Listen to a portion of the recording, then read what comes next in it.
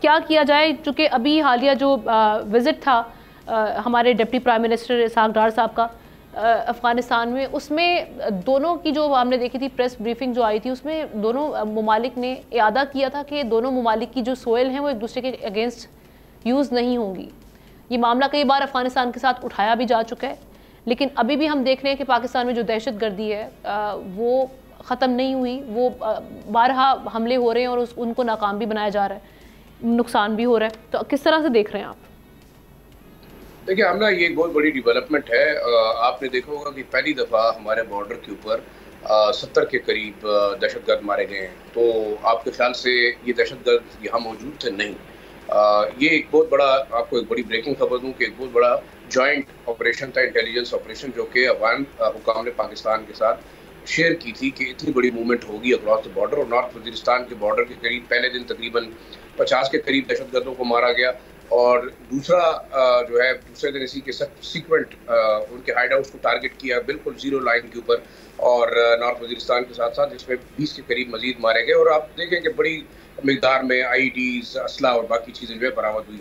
दूसरा, मैं आपको एक और बड़ी खबर भी दूं कि हमारे जो डिफेंस मिनिस्टर है ख्वाजा आसिफ साहब, उनसे भी मेरी बात हुई और उन्होंने तस्दीक किया कि ये तमाम तर वाक़यात में जो इजाफा है उसकी बड़ी वजह जो इंडिया की एक प्लानिंग थी पुलगाम जो वाक़या है उसके बाद, और बाकायदा पाकिस्तान के बड़े बड़े शहरों को जिसमें पेशावर, इस्लामाबाद, कराची, लाहौर और दूसरे बड़े शहरों को टारगेट करने के लिए बाकायदा मनसूबा बनाया गया था।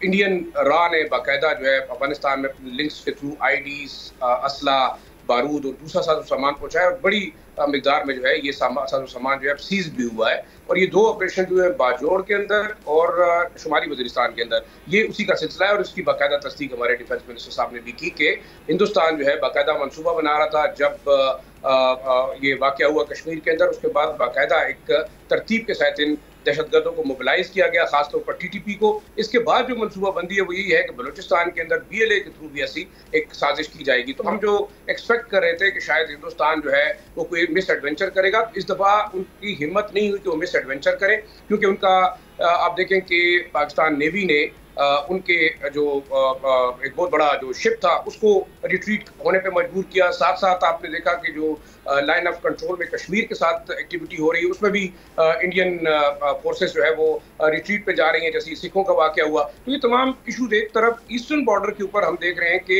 हिंदुस्तान जो है वो डायरेक्ट कॉन्फ्लिक्ट में पाकिस्तान के साथ नहीं जा रहा, क्योंकि फॉल्स फ्लैग ऑपरेशन के बाद मोदी सरकार जो है वो बाहर के इलेक्शन जीतने के लिए वहाँ पे अपनी एक्टिविटीज करें।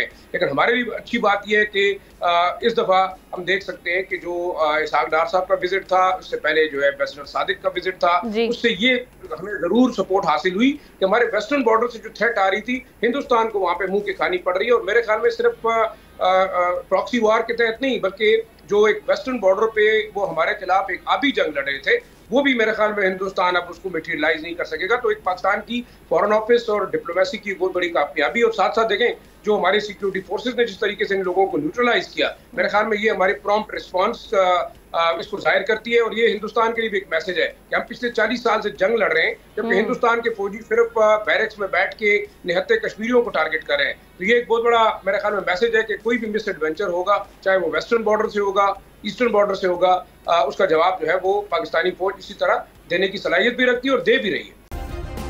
सब्सक्राइब करें और बेल दबाएं ताकि कोई खबर रह न जाए।